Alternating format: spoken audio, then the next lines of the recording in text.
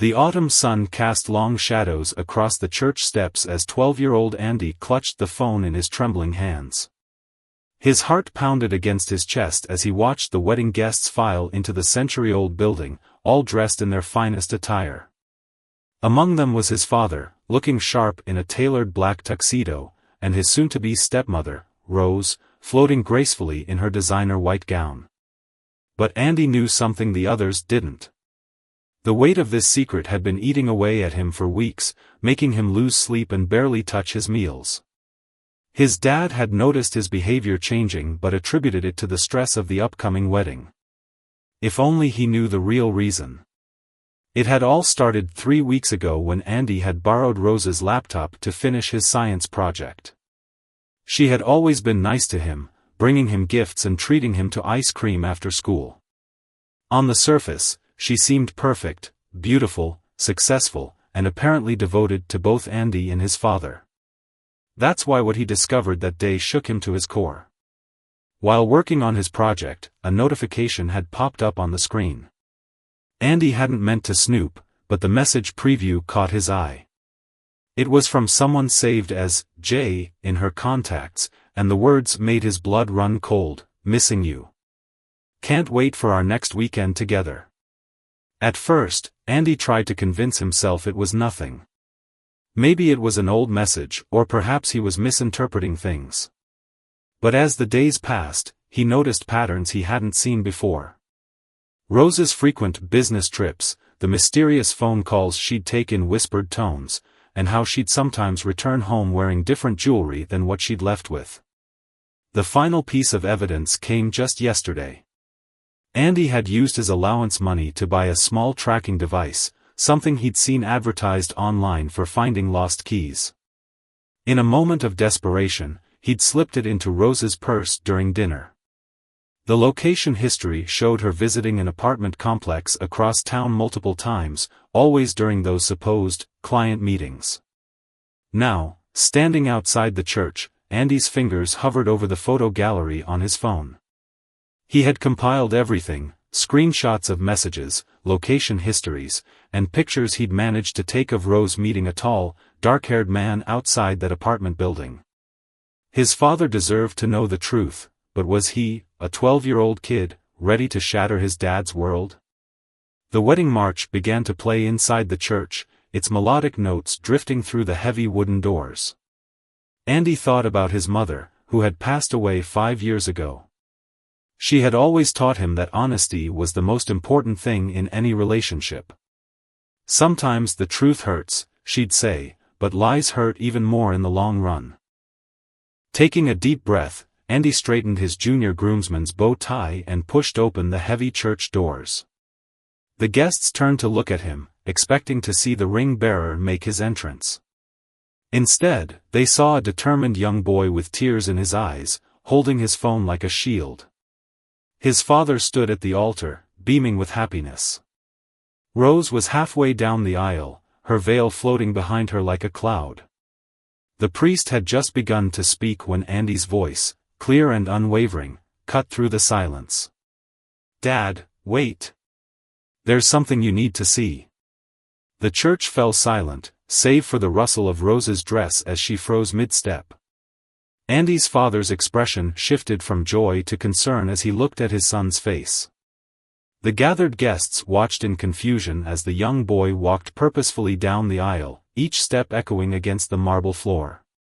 Andy's hands were shaking, but his voice remained steady as he reached his father. "I'm sorry, Dad, but I can't let you do this without knowing the truth. Rose isn't who you think she is." The tension in the church was palpable as Andy unlocked his phone, ready to reveal everything he had discovered. The stained glass windows cast colorful shadows across the faces of the stunned wedding guests, and time seemed to stand still in that moment. The truth was about to come out, and nothing would ever be the same again. Rose's face had drained of all color, her bouquet of white roses trembling in her grasp. She seemed to know exactly what Andy was about to reveal, but she remained frozen in place, like a statue in her pristine white dress. The next few moments would change everything, and Andy knew there was no turning back now. The next few moments unfolded like a scene from a movie, but for Andy, it felt painfully real. His father, still standing at the altar, moved towards him with concern etched across his face. The wedding guests sat in stunned silence, their collective breath held as they watched the drama unfold in the sacred space of the church. "Son, what are you talking about?" his father asked, placing a gentle hand on Andy's shoulder. The touch almost made Andy break down. He could feel his father's wedding ring, the one that had belonged to his mother, pressing slightly against his suit jacket. Andy's voice trembled slightly as he began to explain. 3 weeks ago, I borrowed Rose's laptop for my science project. He glanced at Rose, who had now taken several steps backward, her white dress rustling against the red carpet. "I didn't mean to find anything, Dad, but messages kept popping up on the screen." Rose suddenly found her voice, high and strained. "David, honey, he's just a confused child. He's probably seen something and misunderstood it. We can talk about this after the ceremony." She reached out toward Andy's father, but he remained focused on his son. Andy opened the gallery on his phone, his fingers steady now despite his racing heart. These are screenshots of messages between Rose and someone saved as J in her contacts. He swiped through several images, each one showing intimate conversations and planned meetups. "And these," he continued, showing the location tracking data, show where Rose really goes during her business meetings. The church erupted in whispers. Andy's aunt gasped audibly from the front row, and his grandmother covered her mouth with her handkerchief. Rose's family shifted uncomfortably in their seats, exchanging worried glances. "It's all lies," Rose suddenly shouted, her composed facade cracking. "David, you can't possibly believe this. He's just a child who doesn't want us to be happy." Her mascara had begun to run, leaving dark tracks down her carefully made-up face. But Andy wasn't finished. He pulled up the final piece of evidence, the photos he'd taken outside the apartment complex. "This is from last Thursday, Dad. When Rose said she was meeting clients downtown." The images clearly showed Rose embracing a tall man in an expensive suit, both of them clearly unaware they were being photographed. David's face had turned ashen as he scrolled through the evidence on Andy's phone. His hands began to shake, and Andy could see his father's world crumbling before his eyes. The happiness that had radiated from him just moments ago had been replaced by a look of betrayal so deep it hurt Andy to witness it. "Is this true?" David's voice was barely above a whisper as he turned to Rose. The question hung in the air like a heavy storm cloud about to burst. Rose's response came in the form of tears and mascara-streaked denials, but her eyes told a different story. "David, please," she pleaded, "it's not what it looks like. James is just a friend, a business associate." The slip of the mysterious J's real name was all the confirmation anyone needed.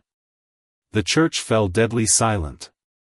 Even the whispers had stopped.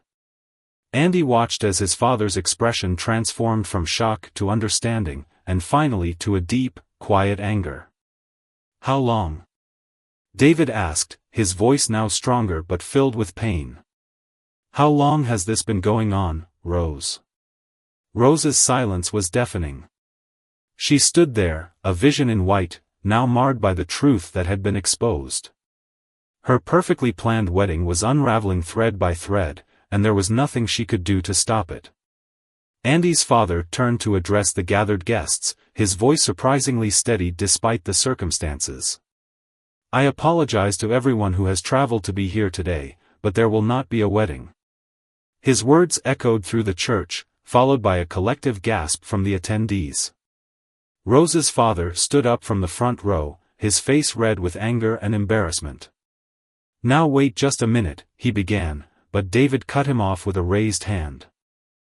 "Your daughter has been living a double life, Mr. Thompson. And thanks to my son's bravery, I discovered it before making the biggest mistake of my life." David's words were firm but controlled, showing the dignity with which he was handling this devastating revelation. Rose finally broke down completely, sinking to her knees on the church floor, her white dress pooling around her like spilled milk.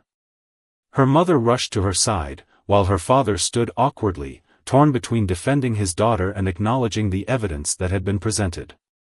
Andy felt a mix of relief and guilt watching the scene unfold. He had done the right thing, he knew that in his heart, but seeing the pain on everyone's faces made him question if there could have been a better way, a different time or place to reveal the truth. His father seemed to sense his distress and pulled him into a tight embrace. "Thank you, son," he whispered, his voice thick with emotion. "Thank you for being brave enough to tell me the truth." As the guests began to file out of the church, murmuring among themselves about what they had just witnessed, Andy caught snippets of their conversations. Some praised his courage, while others questioned the appropriateness of his actions. But none of that mattered to him. What mattered was that his father knew the truth, even if that truth had come at a painful price. The church was almost empty now, save for a few family members and the wedding party. Rose had been led away by her parents, her white dress disappearing through the side door like a ghost. The flowers that had been so carefully arranged that morning now seemed to droop, as if they too were affected by the day's events. Andy and his father sat together in the front pew, both emotionally exhausted but somehow stronger in their bond as father and son. The truth had been revealed, but the real aftermath was yet to come. They would need to face it together, just as they had faced everything else since Andy's mother passed away. The days following the wedding that wasn't felt surreal. Andy and his father returned to their modest suburban home, which still bore traces of Rose's presence, a forgotten scarf draped over a chair, her coffee mug in the kitchen cabinet, and various photographs that now seemed to mock their happiness. The silence in the house was deafening, broken only by the occasional ring of David's phone, which he had taken to ignoring. The story had spread through their small town like wildfire. Andy noticed the whispers and stares when he returned to school on Monday. Some kids treated him like a hero, while others avoided him completely. His best friend Tom stuck by his side, offering silent support during lunch breaks when the cafeteria felt more like a fishbowl than a place to eat. "People will forget about it eventually," Tom said one afternoon as they walked home from school. "Remember when Bobby Mitchell fell into the punch bowl at the spring dance? Nobody talks about that anymore." But Andy knew this was different. This wasn't just an embarrassing moment, this was something that had changed lives. His father hadn't gone to work for 3 days after the incident, spending hours in his home office making phone calls to cancel honeymoon reservations and dealing with various wedding vendors. The sound of his father's tired voice through the door made Andy's heart ache. On the 4th day, something unexpected happened. Andy was doing his homework at the kitchen table when the doorbell rang. Through the frosted glass, he could make out the familiar figure of his Aunt Linda, his mother's sister. She was carrying what looked like several casserole dishes. "I thought you boys might need some real food," she said when Andy opened the door. Her warm smile and the smell of home-cooked meals brought a sense of normalcy that the house had been lacking. "Where's your father?" As if on cue, David emerged from his office, looking tired but more put together than he had in days. "Linda," he said softly, "you didn't have to do this." "Of course I did. We're family." She set the dishes on the counter and pulled both Andy and his father into a tight hug. And family takes care of each other, especially in times like these. Over dinner, Linda shared stories about Andy's mother, funny anecdotes from their childhood and tales of her infamous cooking disasters. For the first time in days, laughter echoed through the house. Andy watched as his father's shoulders gradually relaxed, the tension he'd been carrying starting to dissolve. "You know," Linda said, helping herself to seconds of her vegetable lasagna, "Claire would have been so proud of you, Andy. Standing up for the truth, even when it was difficult, that's exactly what she would have done." The mention of his mother brought tears to Andy's eyes, but they weren't entirely sad ones. He had been thinking about her a lot lately, wondering if she had somehow guided him to discover the truth about Rose. Later that evening, after Linda had left and Andy was loading the dishwasher, his father joined him in the kitchen. "Son," he began, leaning against the counter, "we need to talk about what happened." Andy's hands stilled on the plate he was rinsing. He had been waiting for this conversation, dreading it a little, but knowing it was necessary. "What you did at the church," his father continued, "it was incredibly brave. But I want you to know that none of this is your responsibility. The fact that you had to carry that burden, investigate on your own, I should have seen the signs myself." "But Rose was really good at hiding things," Andy protested, wanting to ease his father's guilt. "She had everyone fooled." David nodded slowly. "Yes, she did. But that's not what I'm talking about.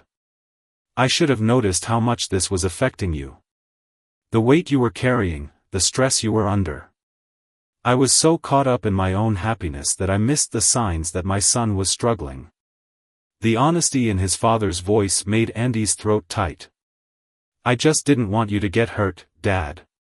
But I ended up hurting you anyway." "No, Andy," his father said firmly, placing both hands on his son's shoulders. "You saved me from a lifetime of lies. Rose's betrayal hurts now, but imagine if we had discovered this after the wedding, after we had legally become a family. You protected both of us." A knock at the door interrupted their conversation. Through the window, they could see Rose standing on their porch, no longer in her wedding dress but in a simple black outfit. She looked smaller somehow, more vulnerable. David's jaw tightened, but he remained calm. "Andy, go up to your room, please." "But Dad It's okay, son. I need to handle this on my own." Andy reluctantly climbed the stairs, but stayed at the top where he could hear what was happening below. He heard his father open the door, followed by Rose's tearful voice. "David, please, can we talk? I can explain everything." "I think Andy's evidence explained plenty," his father replied, his voice firm but controlled. "I made a terrible mistake," Rose pleaded. "James meant nothing to me. It was just. I got scared about the commitment, about being a stepmother. I acted out. But I love you, David. And I love Andy." The mention of his name made Andy grip the stair railing tighter. He heard his father's response, clear and unwavering, "No, Rose. You don't hurt the people you love like this. You don't build a relationship on lies. Andy might be young, but he understood that better than you did. Please, give me another chance. We can go to counseling, work through this Goodbye, Rose." The finality in his father's voice was followed by the gentle but firm closing of the door. Andy waited a few moments before descending the stairs. He found his father standing in the living room, staring at a photo of the three of them from last Christmas. Without a word, David took the frame down and placed it face down in a drawer. "Dad?" Andy ventured quietly. His father turned to him with a sad smile. "How about we order pizza and watch that new superhero movie you've been talking about?" Andy knew this was his father's way of saying they would be okay, that they would get through this together. As they settled on the couch with their pizza and movie, Andy felt a weight lift from his shoulders. The truth had cost them their illusion of a perfect family, but it had given them something more valuable: trust, honesty, and a stronger bond between father and son. 2 weeks after the wedding incident, life had begun to settle into a new routine. The gossip at school had died down, replaced by excitement about the upcoming school dance. Andy's teachers had stopped giving him sympathetic looks, and the local newspaper had finally moved on to covering other stories. But the ripple effects of that day continued to surface in unexpected ways. One morning, while Andy was getting ready for school, he found one of Rose's hair ties in the bathroom drawer. Such discoveries had become common, little reminders of her presence that kept appearing like ghosts of their past life. Without a word, he tossed it in the trash, just as he'd done with the bobby pins he'd found last week. His father was in the kitchen, actually cooking breakfast for the first time in years. The smell of slightly burnt toast and scrambled eggs filled the air. "I might have overdone the toast a bit," David admitted with a sheepish smile, scraping off the blackened edges. "Still better than Rose's cooking," Andy replied without thinking, then immediately regretted bringing her up. But his father surprised him by chuckling. "You're right about that. Remember the Christmas turkey incident?" They both laughed, and something shifted in that moment. Maybe it was okay to talk about Rose sometimes, to acknowledge that not everything had been bad, even if the ending had been painful. At school, Andy noticed a new girl in his math class. She had transferred from another district and knew nothing about the wedding drama. Her name was Lily, and she sat next to him, asking to borrow a pencil. It felt refreshing to talk to someone who didn't look at him with either pity or awe. During lunch, Tom nudged Andy's arm. "Hey, did you hear about Rose?" When Andy shook his head, Tom continued hesitantly, "My mom saw her at the grocery store yesterday. She's moving to Chicago for a new job." The news shouldn't have affected Andy. After all, Rose was out of their lives now, but it did. It felt like the final page of a chapter being turned. He wondered if his father knew, and if it would bring him any peace. That afternoon, Andy had baseball practice. He hadn't been to any practices since the wedding day, and Coach Reynolds pulled him aside before he took the field. "Good to have you back, Andy," the coach said, placing a supportive hand on his shoulder.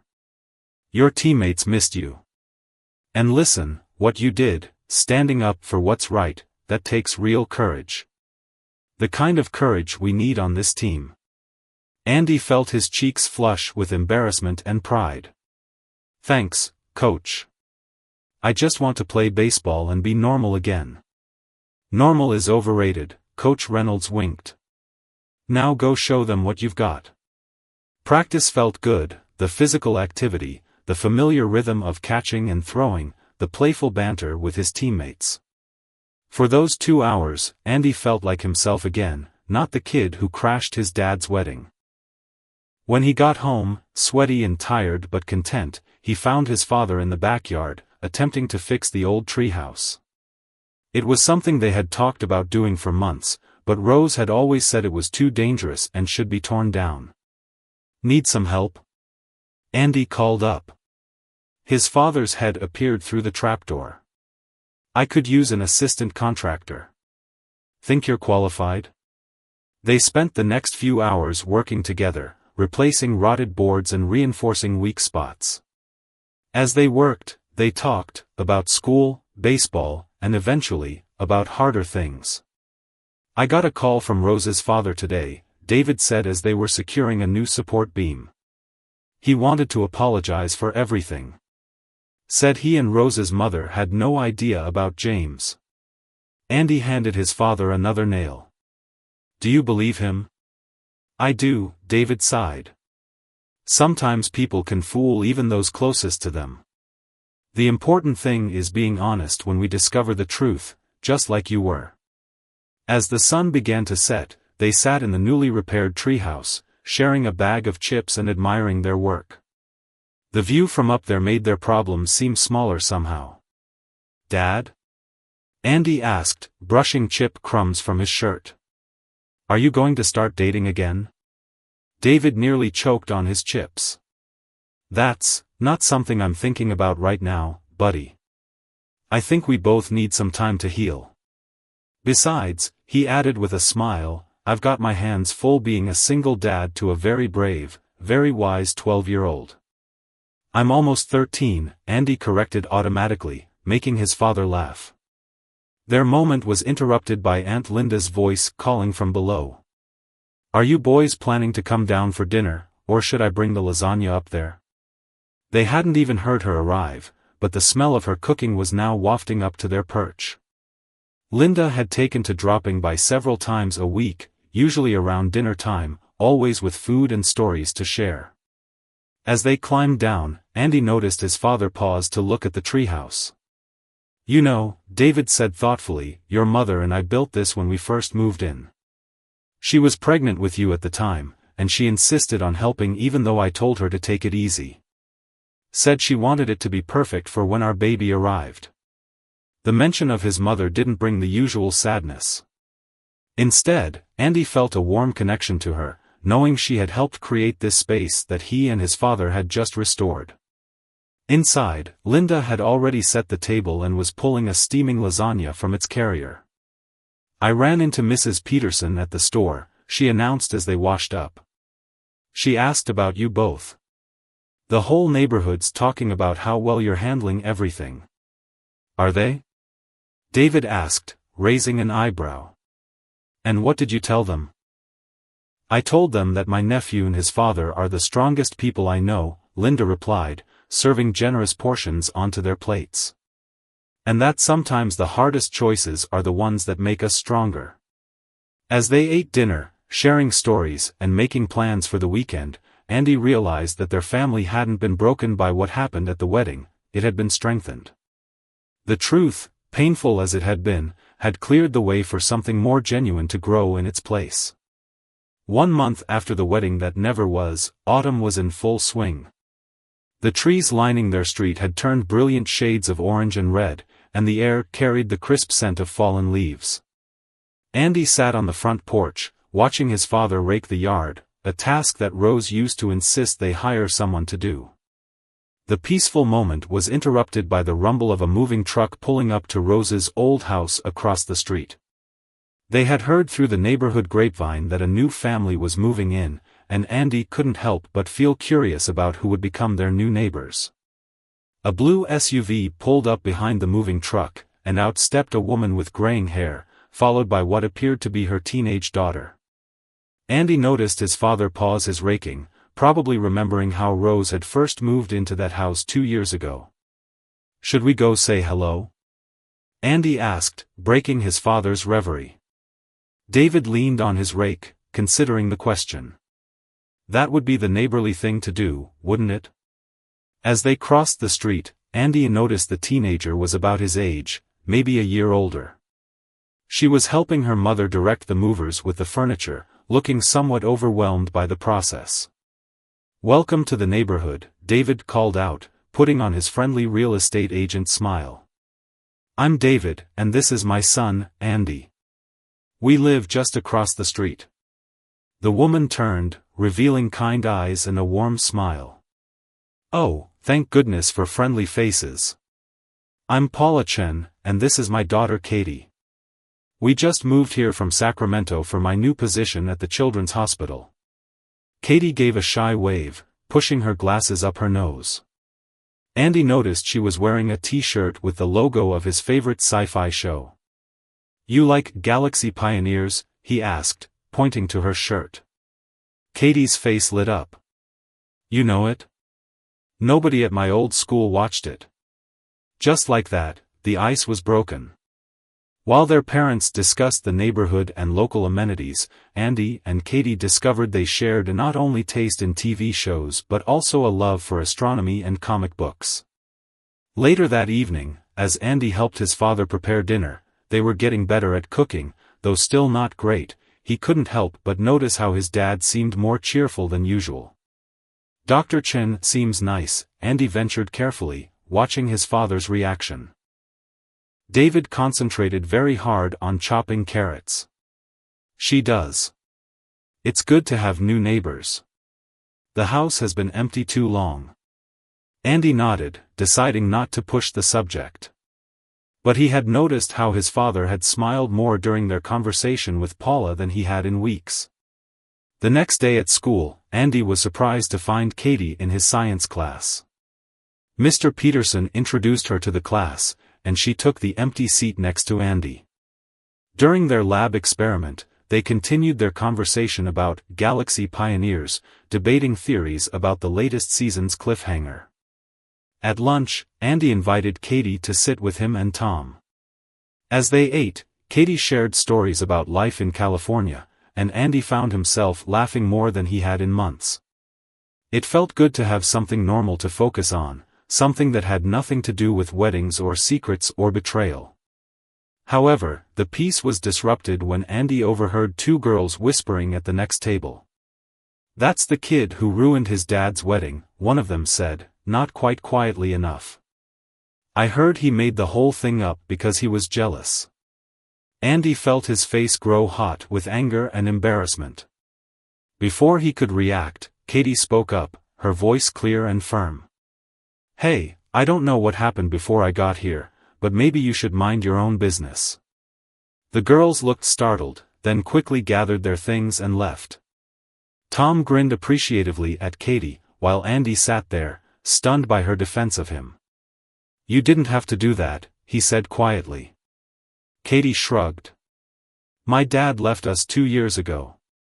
He was cheating on my mom with his secretary, totally cliché, right? So yeah, I get it. Sometimes people do bad things, and other people gossip about it.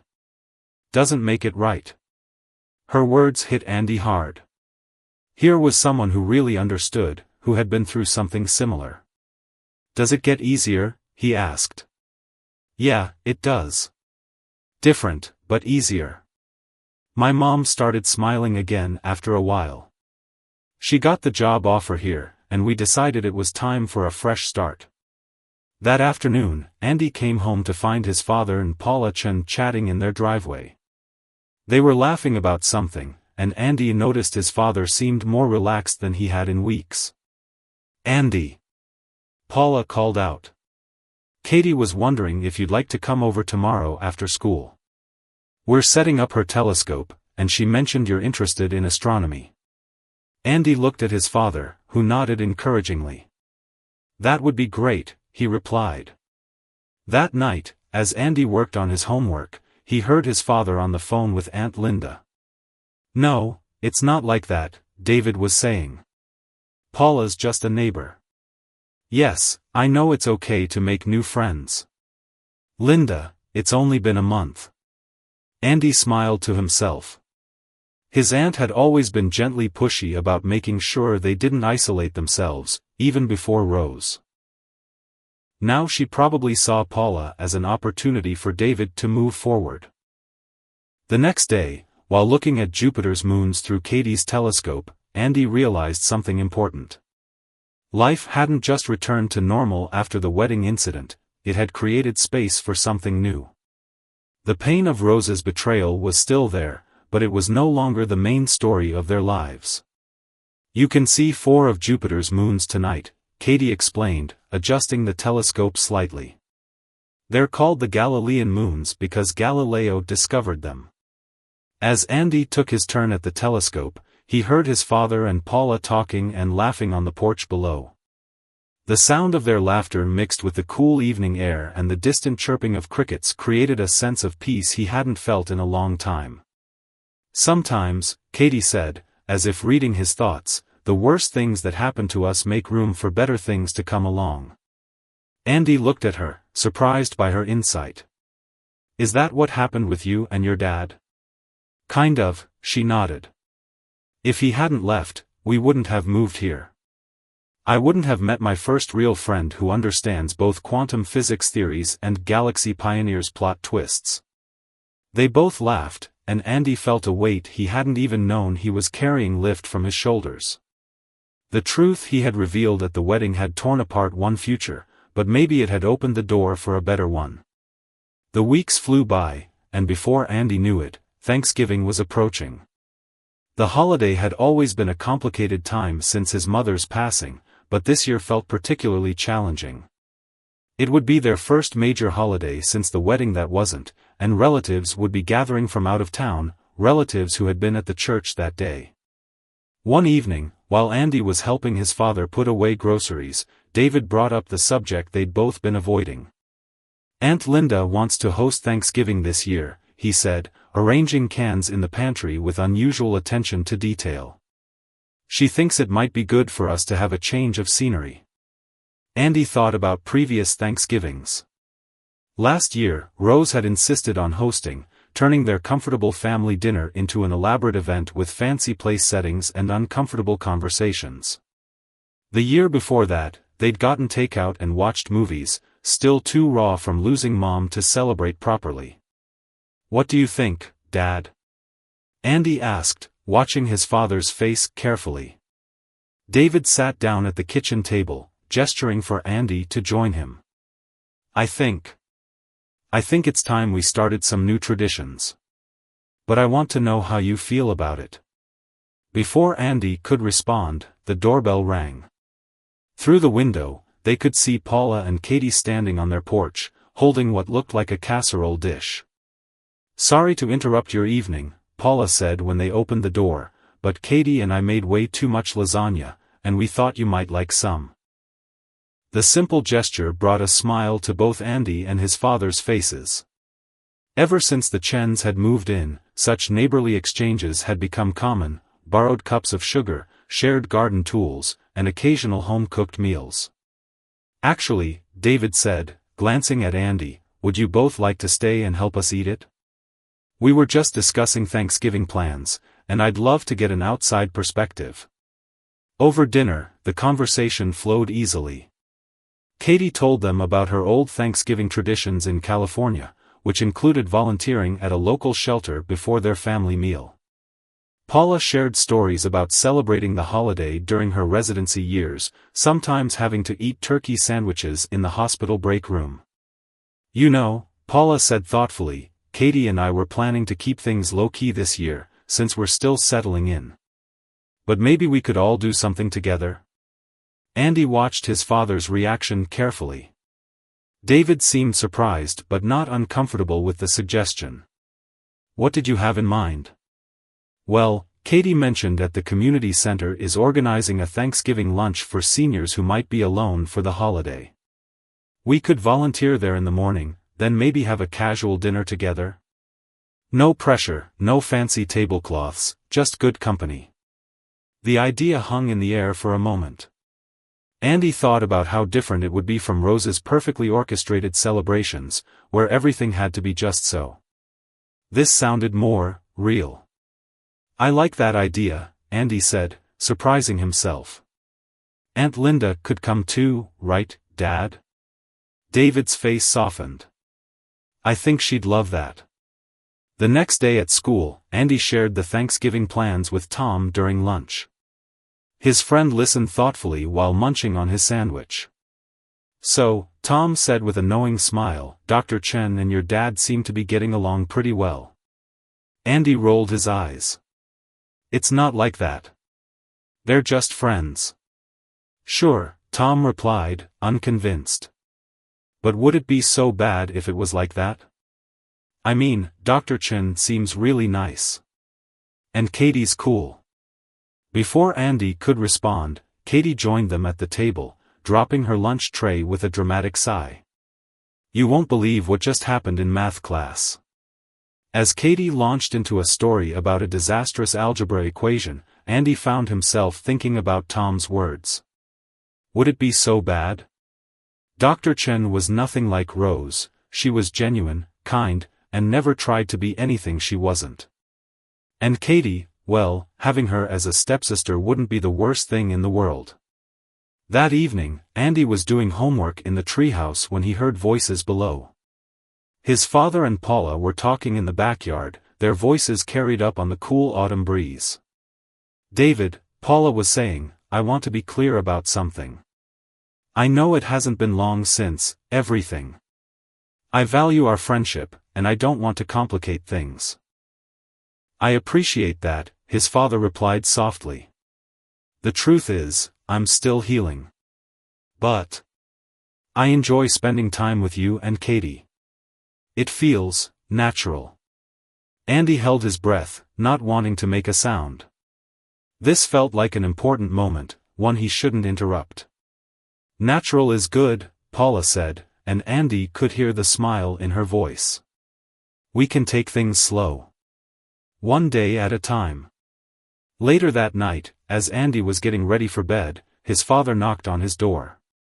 "Can we talk for a minute?" Andy sat on his bed, making room for his father to join him. "Is this about Dr. Chen?" David looked surprised, then chuckled. "Sometimes I forget how perceptive you are." "Yes, partly. I wanted to make sure you're comfortable with her and Katie being part of our Thanksgiving plans. If it's too soon." "Dad," Andy interrupted, "it's okay. They're not like Rose. They're real. His father's eyes grew misty. Yes, they are. He paused, collecting his thoughts. You know, after what happened with Rose, I thought I'd never trust anyone again. But Paula, she's different. She's not trying to replace anyone or create some perfect image.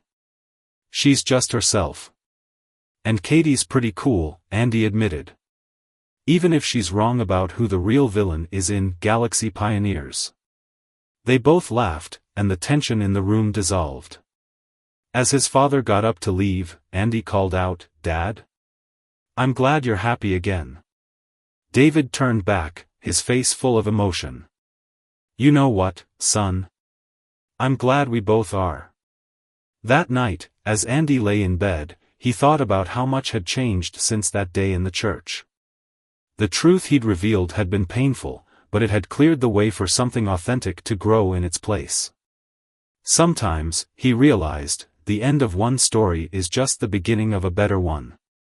6 months had passed since the day Andy stopped his father's wedding. Winter had come and gone, and spring was painting the neighborhood in fresh colors. The morning sun streamed through Andy's bedroom window as he packed his backpack for school, pausing to look at the new family photo on his desk, one taken at Thanksgiving, showing him, his dad, Aunt Linda, and the Chens all gathered around Linda's dining table, their faces bright with genuine laughter. That Thanksgiving had marked a turning point for all of them. The morning spent volunteering at the community center had given them a new perspective on gratitude, and the casual dinner afterward had felt more like a real family gathering than any of Rose's elaborate parties ever had. Since then, their lives had settled into a comfortable rhythm that felt both new and natural.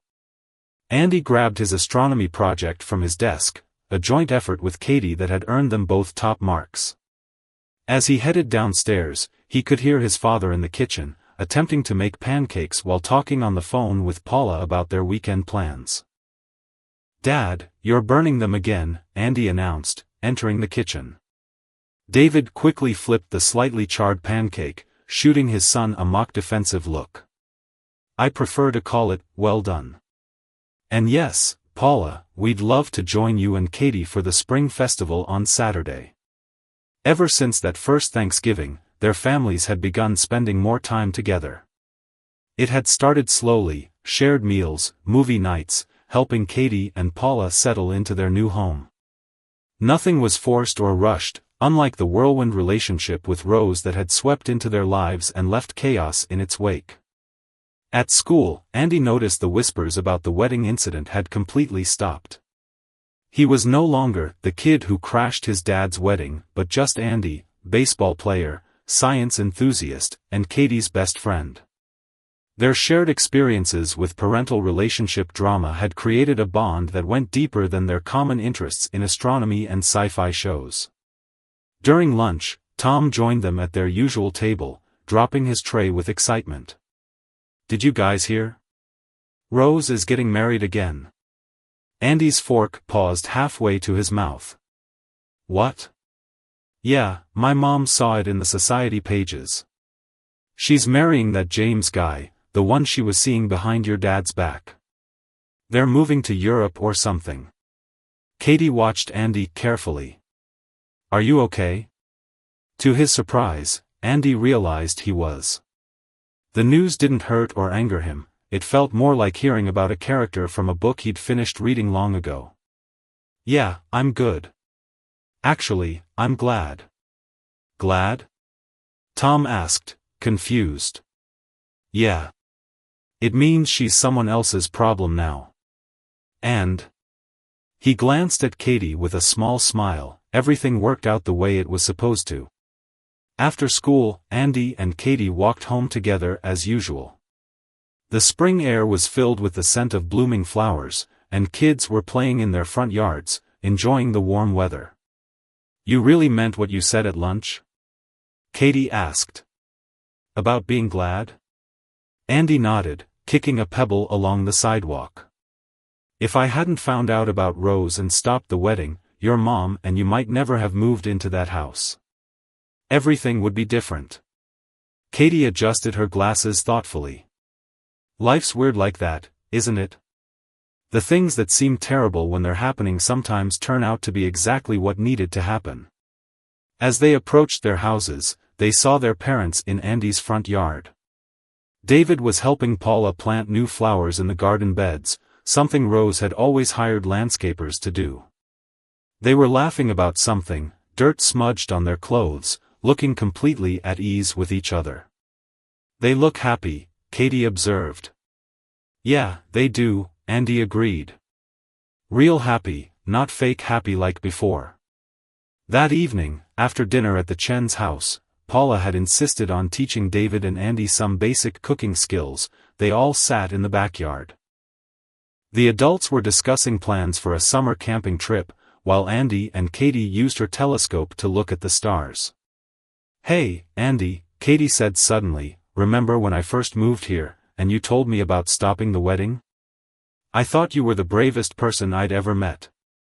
Andy felt his cheeks warm. It didn't feel brave at the time. I was terrified. That's what makes it brave, dummy, Katie punched his arm lightly. Being scared but doing the right thing anyway. From the patio, they heard their parents laughing again.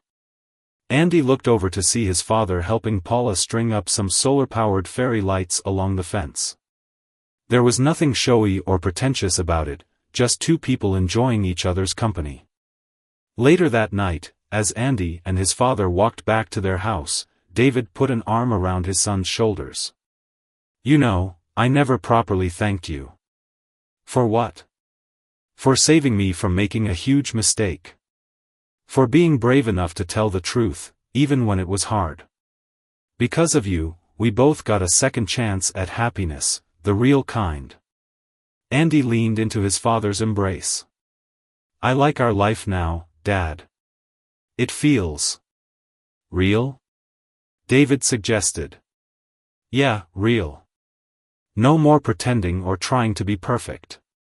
As they reached their front door, Andy noticed Rose's old house across the street, now filled with warmth and genuine laughter instead of carefully curated appearances.